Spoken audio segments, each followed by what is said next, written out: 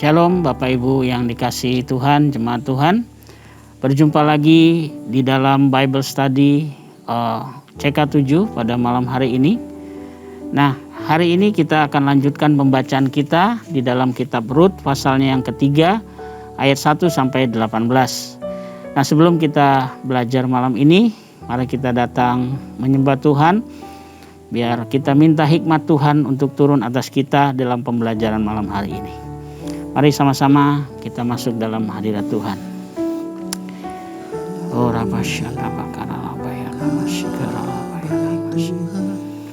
oh haleluya. Oh terima kasih Tuhan. Oh Engkau baik. Terima kasih. Kasih setia Tuhan.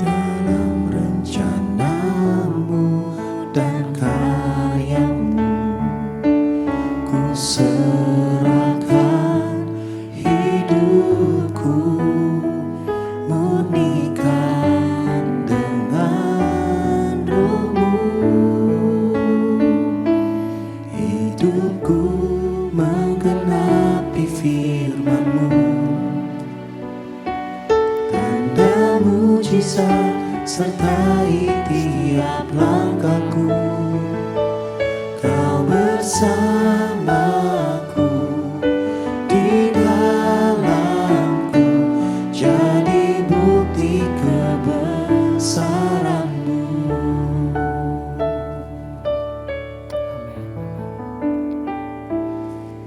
Tuhan, Kau sempurna dalam rencana-Mu dan karya-Mu. Ku serahkan hidupku, murnikan dengan Roh-Mu. Tuhan, Kau sempurna dalam rencana-Mu dan karya-Mu. Ku serahkan hidupku, murnikan dengan Roh-Mu. Hidupku menggenapi firman-Mu,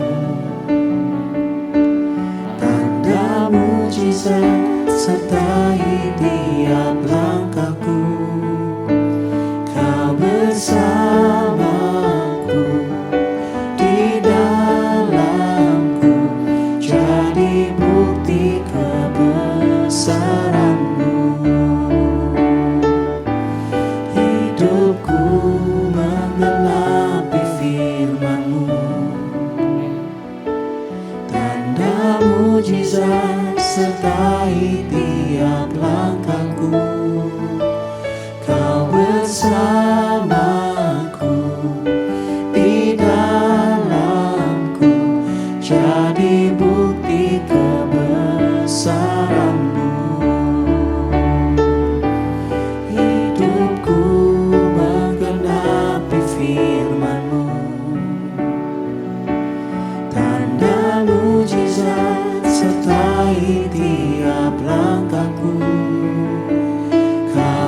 bersamaku, di dalamku, jadi bukti kebesaran-Mu. Kau bersamaku, di dalamku, jadi bukti kebesaran-Mu. Kau bersamaku, di dalamku, jadi bukti kebesaran-Mu.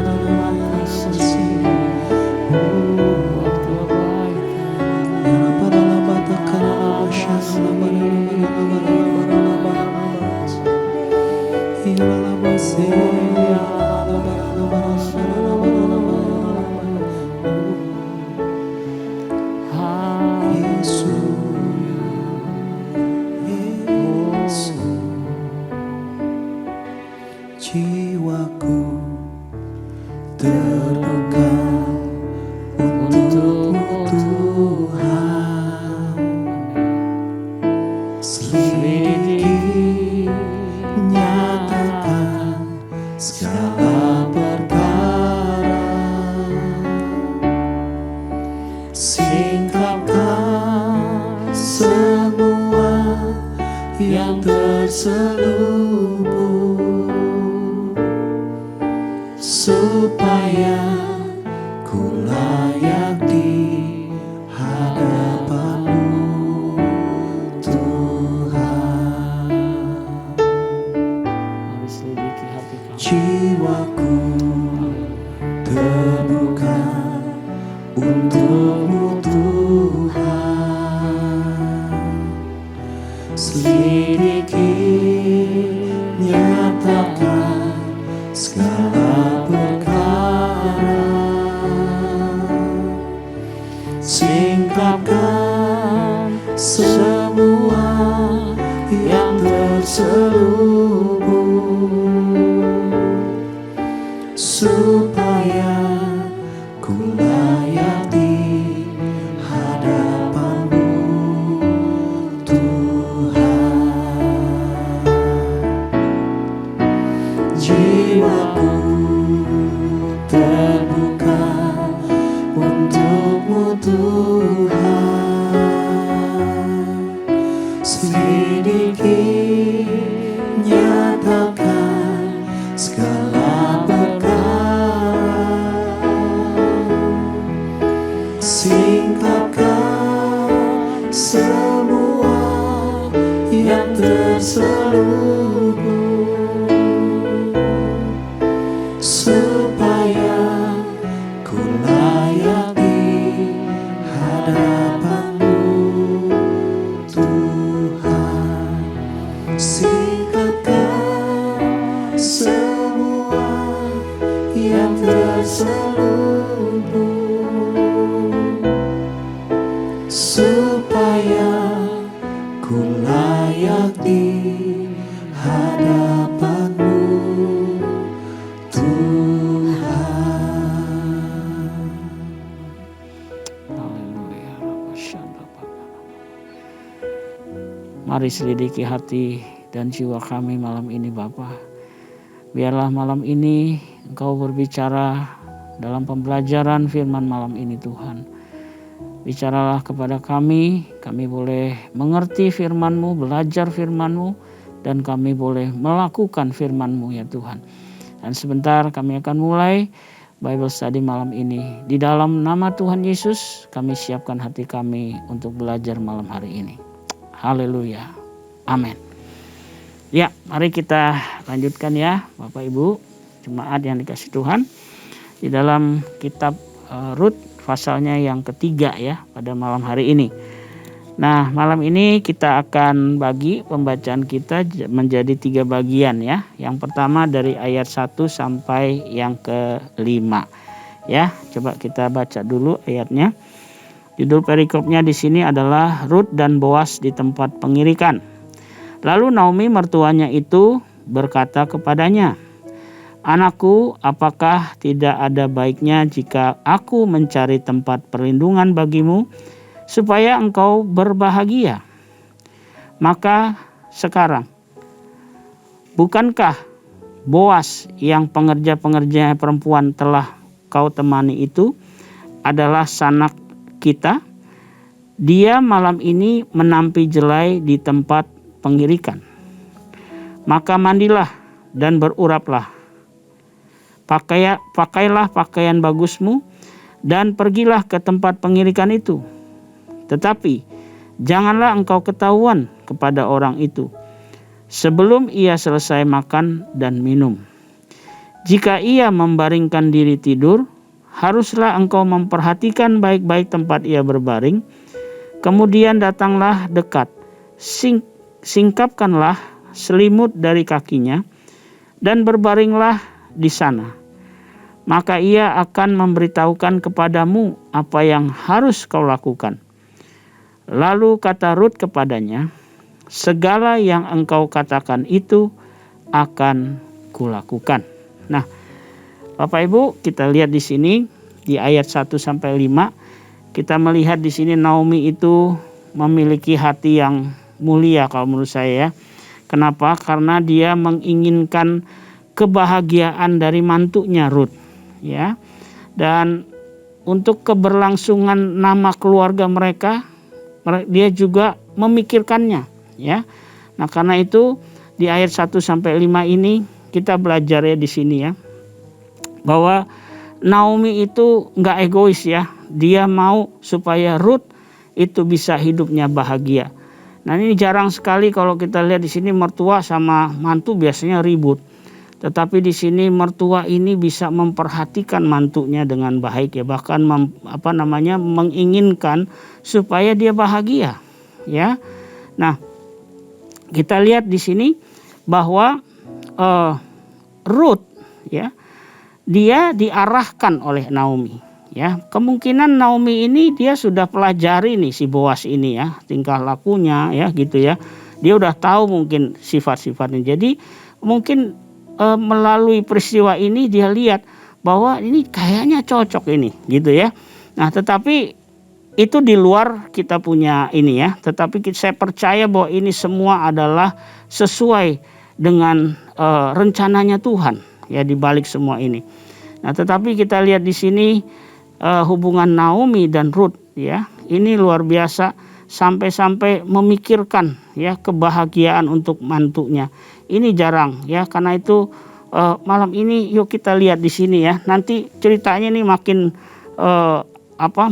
banyak berkat yang kita akan dapat nih ya. Kita lanjut di ayat yang ke-6 sampai yang ke-7 ya. Di sini dikatakan, "Sesudah itu pergilah ia ke tempat pengirikan dan dilakukannya lah tepat seperti yang diperintahkan mertuanya kepadanya.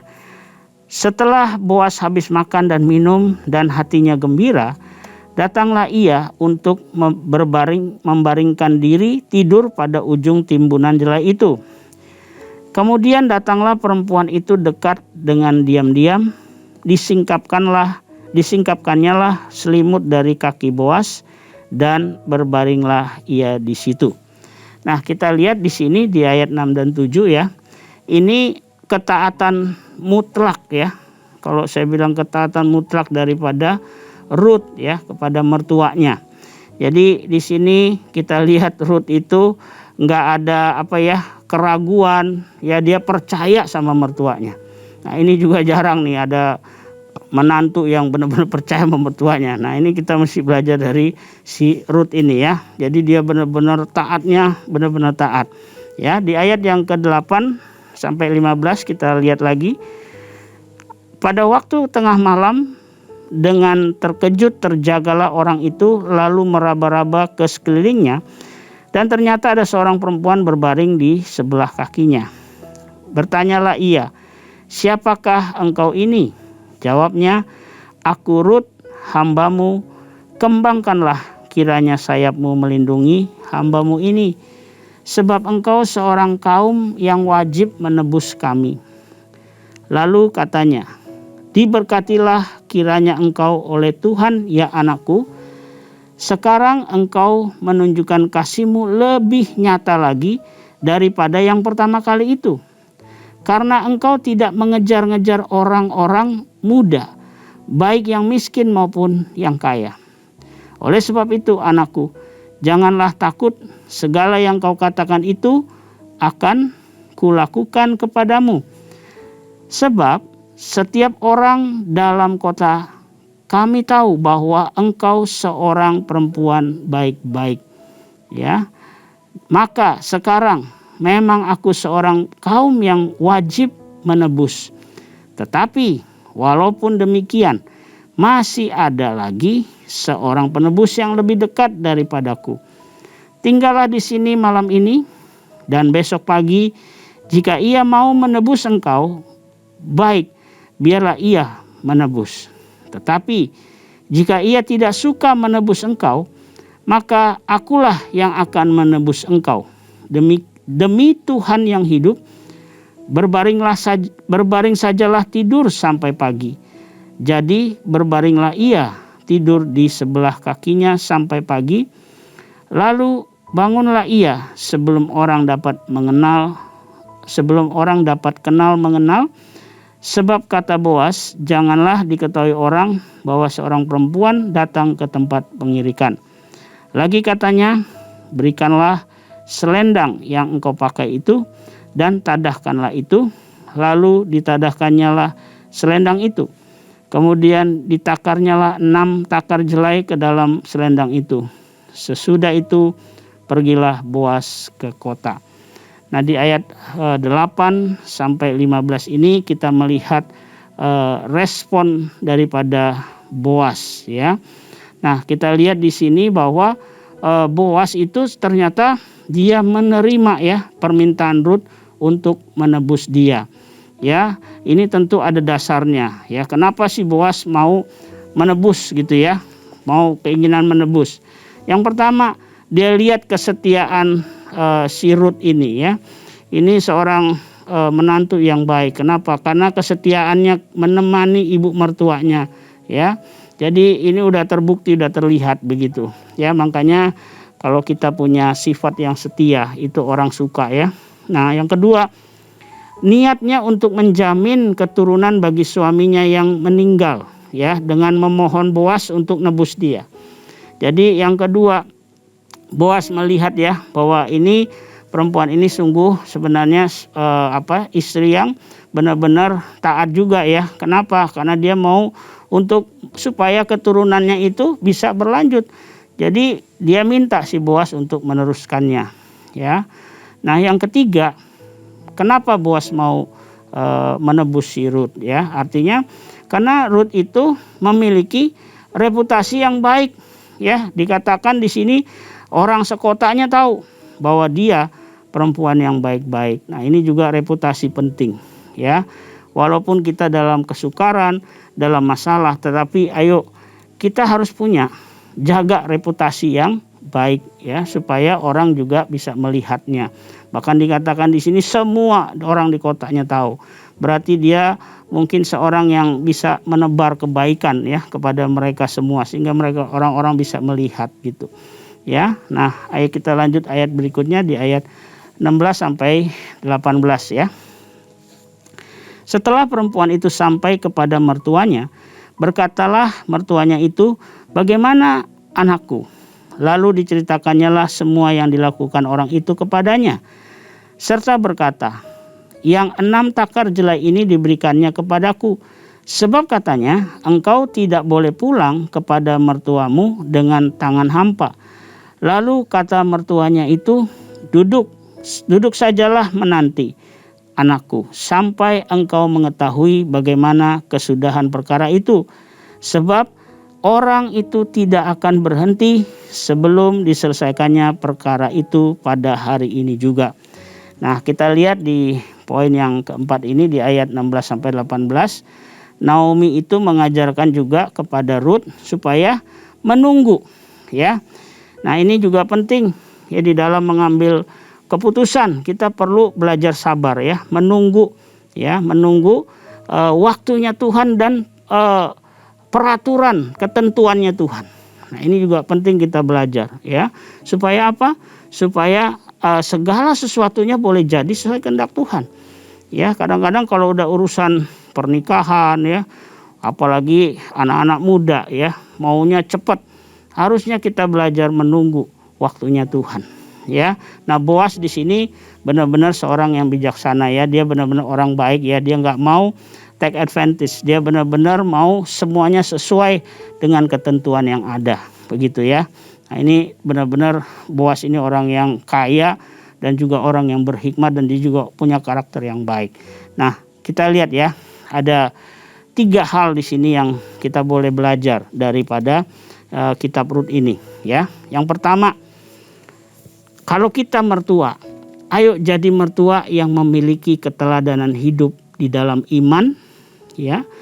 Terus juga waktu kita dalam penderitaan, dan juga di dalam kesetiaan kita kepada keluarga, atau dalam hal ini kesetiaan kepada mantu ya. Kita lihat Naomi itu benar-benar dia itu memikirkan bahkan kebahagiaan Ruth ya. Dia benar-benar juga mau setia ya untuk memberikan teladan yang baik kepada Ruth ya. Karena itu ayo jadi mertua yang memiliki keteladanan hidup yang baik buat menantu ya. Nah, yang kedua, kalau kita menantu, jadilah menantu yang sayang dan setia kepada mertuamu ya. Jangan kita lihat kelemahannya ya, ada kelemahannya. Kalau si Ruth ini mungkin ya, kalau dia bukan perempuan yang baik-baik gitu, arti dia perempuan yang take advantage, dia bilang ngapain saya nunggu setia pada mertuanya juga udah miskin ya. Tetapi dia mantu yang benar-benar sayang dan setia kepada mertuanya ya. Jadi kalau di rumah nih ada yang jadi mantu, ayo kita setia sayang sama mertua ya, jangan berantem sama mertua. Oke, yang ketiga, yuk jalanilah pernikahan kita sesuai dengan hukum dan ketetapan Tuhan ya. Bapak Ibu, kalau masalah pernikahan, semua itu sudah diatur di dalam firman Tuhan.